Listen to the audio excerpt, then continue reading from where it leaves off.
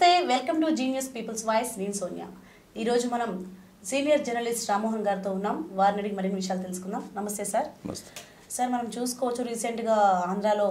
మూడు పార్టీలు కలిపిపోతూ జరగడం చూసినాం అలాగే బీజేపీ జనసేన టీడీపీ భారీ బహిరంగ సభ నిర్వహించడం జరిగింది దీనిపై మీ స్పందన ఏంటి ఓకే ఇప్పుడు ఈ 2-3 రోజుల క్రితం అంటే మనకు 2-3 రోజుల క్రితము మనకు చిలకలూరిపేట విజయవాడకు దగ్గరలో గుంటూరు మధ్యలో ఉన్నటువంటి చిలకలూరిపేటలో ఇది తెలుగుదేశం అలయన్స్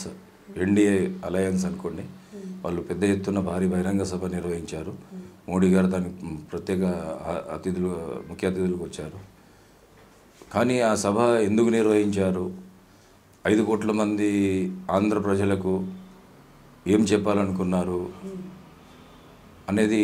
చాలామంది పాత్రికేయులకు కానీ మీడియా మిత్రులకు కానీ లేదా ప్రజలకు కానీ అర్థం కానటువంటి పరిస్థితులు ఉన్నాయి అక్కడ ఎందుకంటే ప్రధానంగా ఆంధ్రప్రదేశ్ ఎదుర్కొంటున్నటువంటి సమస్యలలో అక్కడ ఇప్పుడు ప్రస్తుతం రూలింగ్లో ఉన్నట్టు జగన్మోహన్ రెడ్డి పార్టీ ఒక ఫ్యాక్షనిస్ట్ పరిపాలన కొనసాగిస్తుందన్నమాట మనం అంగీకరించక తప్పదు ఎందుకంటే అతని పాలన వ్యవహారం అట్లుంది అది అలా పక్కన పెడితే మరి మరోపక్క ఈ జనసేన టీడీపీ ఈ రెండు కలిసి బీజేపీతో కూడా కలవడం బీజేపీకి 1% ఓటింగ్ లేనటువంటి పార్టీకి కూడా వాళ్ళు కోరుకున్న పార్లమెంట్ సీట్లు ఎమ్మెల్యే సీట్లు ఇవ్వడము అనేది జరిగింది అది వాళ్ళ వ్యక్తిగత పార్టీల వ్యవహారం అయినప్పటికీ కూడా ఎందుకు ఇప్పుడు ఆ సభ ద్వారా మోడీ గారు ఏ హామీ అనేది ఆంధ్రప్రదేశ్ ప్రజలకు ఇవ్వలేదు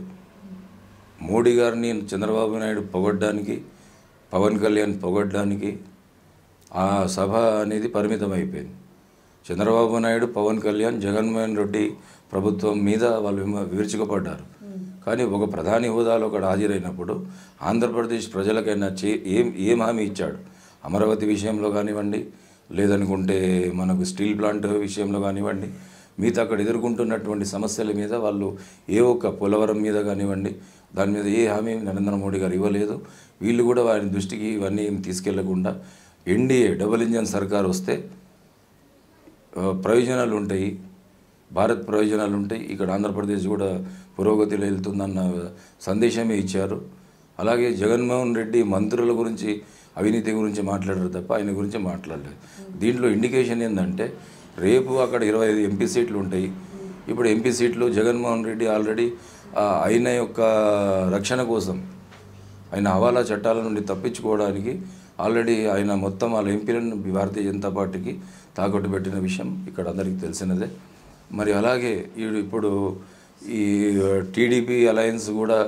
ఎన్డీఏ అలయన్స్గా చెప్పుకుంటున్న వీళ్ళు కూడా అధికారంలోకి వచ్చిన అటు వైసీపీ ఇటు టీడీపీ కూడా సపోర్ట్ మాకు అవసరం ఉంటుందన్నట్టుగా వాళ్ళు మాట్లాడారు తప్ప ప్రత్యేకమైనటువంటి ఏ రకమైన హామీలు ఇవ్వకుండా మరి ఎన్డీఏ ప్రభుత్వంలో చేరారు వాళ్ళ వ్యక్తి ఒక విధంగా చెప్పాలనుకుంటే జగన్మోహన్ రెడ్డి కూడా 5 కోట్ల ఆంధ్ర ప్రజలను తాకట్టు పెట్టారు నిజానికి చెప్పాలంటే అక్కడ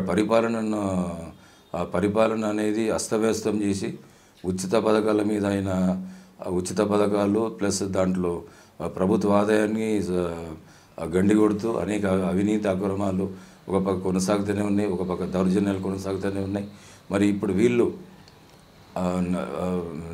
ఈ ఎన్డీఏ అలయన్స్గా చెప్పుకుంటున్న ఈ జనసేన వీళ్ళు కూడా ఒక స్పష్టత కనీసం ఒక రాజధాని విషయంలో కానివ్వండి లేదనుకుంటే మిగతా ఈ బర్నింగ్ ఇష్యూ అయినటువంటి ఈ మన స్టీల్ ప్లాంట్ విషయం కానీ పోలవరం విషయంలో కానీ ఏ రకంగా కూడా ఆయన దృష్టికి తీసుకొచ్చి ఒక్క హామీని కూడా వాళ్ళు పొందలేకపోయారు కాబట్టి ఇక్కడ మనం ఆలోచించవలసింది ప్రధానంగా ఇదే ఉంటుంది ఈ భారీ బహిరంగ సభలో మోడీని పొగడం ద్వారా వచ్చే ప్రయోజనాలు అనేది ఏముండదు అక్కడ మోడీ ద్వారా ఏదన్నా హామీ ప్రజలకు ఇచ్చి వాళ్ళు ఎన్నికల్లో అది ప్రజలకు వెళ్తే బాగుండేదని నా అభిప్రాయం ఎస్ ఆంధ్రాలో పొలిటికల్ హిట్ గురించి చాలా చక్కగా చెప్పారు థ్యాంక్ యూ సార్ సో చూసారు కదండి ఆంధ్రాలో పొలిటికల్ హిట్ ఎలా జరుగుతుంది ఏంటి అనేది మనం రామ్మోహన్ సార్ ద్వారా చాలా చక్కగా తెలుసుకున్నాం సో మరిన్ని అప్డేట్స్తో మళ్ళీ మీ ముందుకు వస్తాను చూస్తూనే ఉండండి జీనియస్ పీపుల్స్ వాయిస్